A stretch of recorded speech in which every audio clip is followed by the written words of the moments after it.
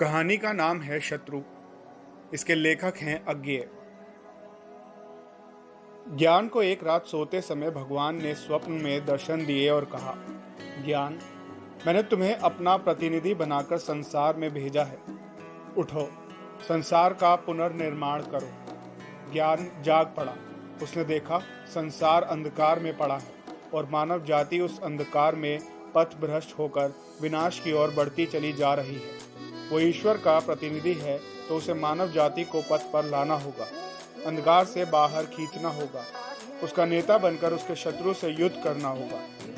और वो जाकर चौराहे पर खड़ा हो गया और सबको सुनाकर कहने लगा, मैं मसीह हूँ, पैगंबर हूँ, भगवान का प्रतिनिधि हूँ। मेरे पास तुम्हारे उद्धार के लिए एक संदेश है। लेकिन किसी ने उसकी बात नहीं सुनी। कुछ उसकी ओर देखकर हंस पड़ते, कुछ कहते पागल है, अधिकांश कहते ये हमारे धर्म के विरुद्ध शिक्षा देता है, नास्तिक है, इसे मारो। और बच्चे उसे पत्थर मारा करते। आखिर तंग आकर वो एक अंधेरी गली में छिपकर बैठ गया और सोचने लगा। उसने निश्चय किया कि मानव जाति का सबसे बड़ा शत्रु है धर्म, उसी से लड़ना होगा। तभी पास कहीं से उसने स्त्री के वरुण क्रंदन की आवाज़ सुनी। उसने देखा एक स्त्री भूमि पर लेटी है। उसके पास एक छोटा सा बच्चा पड़ा है जो या तो बेहोश है या मर चुका है, क्योंकि उसके शरीर में किसी प्रकार की गति नहीं है। ज्ञान ने पूछा, बहन, क्यों रोती हो? उस स्त्री ने कहा, मैंने एक विधर्मी से विवाह किया था। जब लोगों को इसका पता चला तब उन्होंने उसे मार डाला और मुझे निकाल दिया। मेरा बच्चा भी भूख से मर रहा है। ज्ञान का निश्चय और दृढ़ हो गया। उसने कहा, तुम मेरे साथ आओ, मैं तुम्हारी रक्षा करूंगा। और उसे अपने साथ ले गया। ज्ञान ने धर्म के विरुद्ध प्रचार करना शुरू किया। उसने कहा, धर्म झूठा बंधन है, परमात्मा एक है, अबाध है और धर्म से परे है।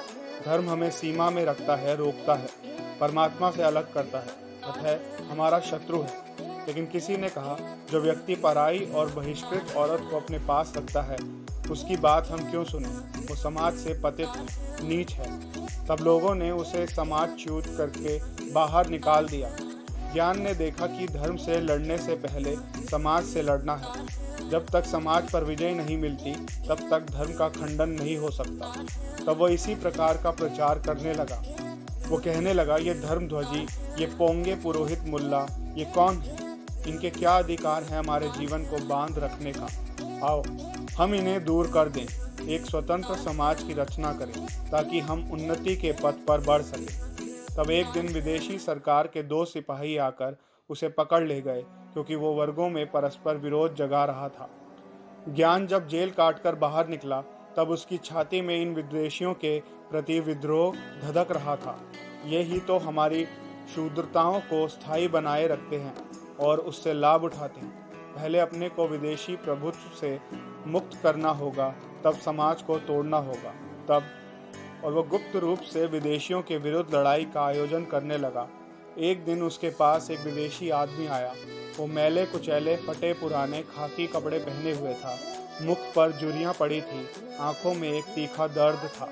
उसने ज्ञान से कहा, आप मुझे कुछ काम दे ताकि मैं अपनी रोजी कमा सकूं। मैं विदेशी हूं, आपके देश में भूखा मर रहा हूं। कोई भी काम आप मुझे दें, मैं करूंगा।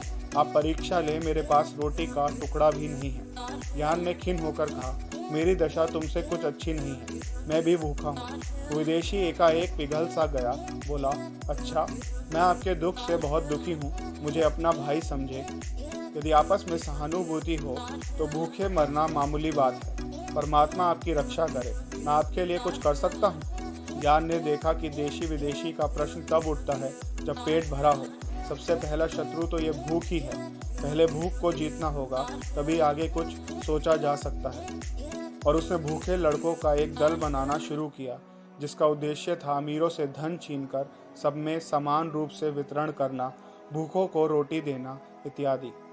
लेकिन जब धनिकों को इस बात का पता चला तब उन्होंने एक दिन चुपचाप अपने चेरों द्वारा उसे पकड़ मंगवाया और एक पहाड़ी किले में कैद कर दिया। वहाँ एकांत में उसे सताने के लिए नित्य एक मुट्ठी चबैना और एक लोटा पानी दे देते, बस। धीरे धीरे ज्ञान का हृदय गलानी से भरने लगा।